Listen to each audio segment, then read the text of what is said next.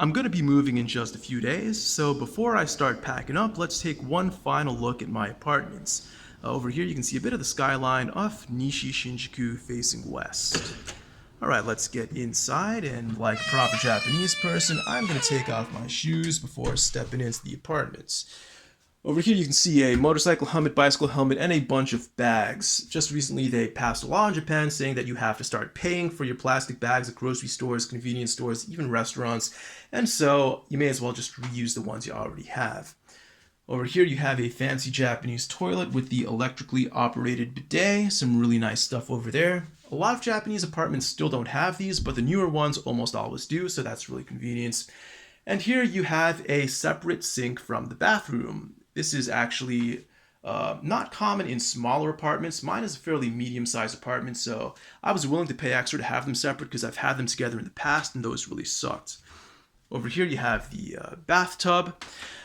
I have been in the bathtub exactly once. This thing is way too small for me, so I usually just stand over here on the side and just take a shower. If you're a proper Japanese person, you will actually sit on a plastic stool over here, wash yourself off, and then get in the bathtub, but I just take the shower over here like this. Now over here we have the washing machine. In Japan, you're typically going to have washing machine space in your apartment, but you're not going to have any space for a dryer. You're instead just going to take your washed clothes and hang them out on the balcony. Right, small kitchen over here, but I think this is actually fairly a typical size for a Japanese kitchen, at least for a one-person apartment. My apartment is actually fairly big for one person. This is a 30 square meter apartment. Typically, if you're a single person, you're going to be living in a 20 to 25 meter room, but I wanted a little bit of extra space and I was willing to pay extra for it. And it's actually not that bad. My rent over here is about, in US dollars, maybe $1,100 a month. Really not bad. Okay, over here, white walls. It's kind of a meme for my apartments at this point. Last time I did a room post back in 2008, I had pretty much the exact same thing. I don't typically put decorations up on the walls because I move often enough that it's inconvenient to keep putting things up and taking them down. I usually move every 2 years. Typical Japanese apartment lease is 2 years long. And also I don't want to deal with the landlord bitching at me if there's some like adhesive residue on the walls or thumbtack holes or something like that. So I typically leave the walls undecorated. Over here you have my dining table. If I'm by myself, I'm just going to eat at my desk while watching anime, but if I have guests over, I'll just eat over here. For the most part, this table just stacks up my bills and documents because in Japan, I don't really know which documents I can throw away and which ones I can keep, so I just sort things out when I move, basically. Alright, over here is the closest thing I have to decorations. This is my anime shelf over here. You got the bus I bought from Tachikawa City, which is the site that Railgun is based off. Here you have Muv-Luv Alternative. I will beat this game sooner or later. I really wanted to beat it before I moved, but that's not going to happen. I'm still on Chapter 9. In the calendar of the game, I'm around December 28th or so. I'm after Sadogashima, but it looks like the next battle is going to take place 2 weeks from now, and this chapter will just not end. This chapter, Chapter 9, it's literally called the Never-Ending Battle or something like that, so huge pain in the ass. Over here we have physical photos, because sometimes you receive physical photos from Japanese people, and a little photo album to put them in. Levi Heicho. Over here, I got this as a present from a former coworker. She bought this for her son, but her son wasn't interested, so she gave it to me instead. Pretty nice of her. Have some video games over here that I haven't touched in ages. A few CDs. Most of these are actually study CDs. Some Higurashi drama CDs that I bought mainly for Japanese study. And some random textbooks, Italian, Spanish, a little karate book over here, some Japanese textbooks, mostly grammar, and some magazines. A basketball magazine from when my school went to the national tournaments. This magazine over here, it's like the hot chicks of Tokyo University. Honestly, they're not that hot, but it's still pretty cool. They put all their test scores here, and that's really more impressive than the way it looks, to be honest. Here's like a hamburger magazine of the best hamburger restaurants in Tokyo, and my old sketchbook from way back in the day when I started Baka-Raptor.com. It has all the old classic crappy sketches. Here we have the original Muv-Luv stories, Muv-Luv Extra and Unlimited, some doujins. This is the remainder of all the doujins I've bought in the past, and these are non-pornographic. At least these are the ones I can keep out in the open. A bunch of Higurashi manga over here. This koala bear came with the mattress, because that's like their brand, I guess. That's going to be thrown away once I move. And here we have a few medals. Spartan race, these are all participation trophies. Triathlon, I did a triathlon relay. I did the swimming section. A Canadian guy did the biking, and a Japanese guy did the running. And this is from a quiz tournament when I was still an elementary school teacher in the countryside. Got second place in that. Okay, more Japanese dictionaries. Some Indian crap that my aunt gave me. Here's some like Japanese to English textbooks based on anime. So this is JoJo's Bizarre Adventure, Kagero Days, typical Japanese like textbooks that they'll use to study English.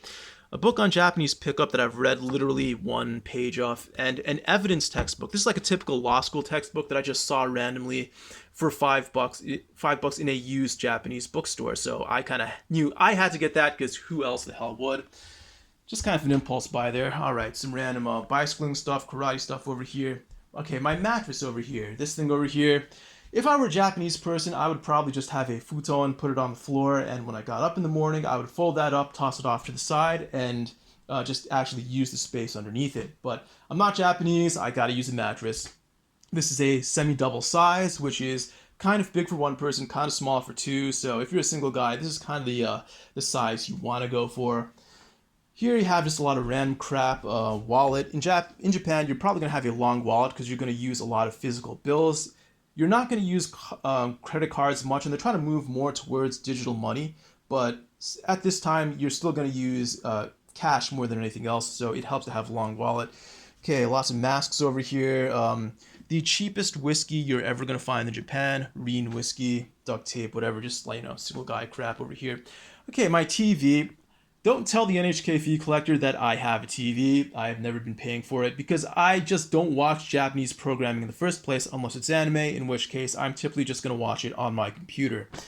And this setup over here, it's mainly for guests. If back before I had this monitor over here and I was just working off this laptop, I would connect the laptop to the monitor and just watch anime on here. But now I have this nice monitor that I got from my company when I started working from home due to the pandemic. So I just mainly watch on there.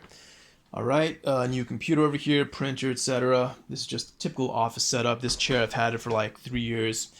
When I do my videos at this desk, I'll put my cell phone over here, record on my cell phone, turn on the lights over here, and record a video like that. There's some other shelf over here. All right, and let's go out onto the balcony. I did a video out here just the other day. You can see a little bit of Shinjuku out to the east, but mostly from this view, it's other apartment buildings. Got a pull-up bar over here so that I don't have to go to the gym. Some dumbbells over there. And here I actually hang my my laundry on these bars over here. Many Japanese apartments, like you can kind of see the ones over there, they'll have a place where you can hang a pole and you'll hang your clothing from that pole, but there's nothing like that on my balcony over here, so I don't do that. Right, a plant over here. I've had this for 4 years and it still hasn't died. I am pretty amazed by that. And that's basically it. You can see my workplace over there. It's the black building. I'm about a 10-minute walk from there. And that's the main reason I moved to this apartment in the first place. I wanted to be someplace close to my job. But now, because of the pandemic, I can work from home almost every day, so there's no need to live really close to my workplace. Also, I'm going to be moving in with my girlfriend. Her lease was scheduled to be over at the end of this month. Mine is going to be over in 2 months, so I figured this would be a good time for me to move as well. And we're going to move to a place that's a little bit bigger than my current place because this is big for one person, but a bit small for two. We're going to be moving to the Okubo area. It's 1 station away, and that's a little bit cheaper than it is here. That's kind of famous for being a sort of Korean town, so there's some more immigrants and mostly East Asian immigrants in that part of town, so it's a bit cheaper.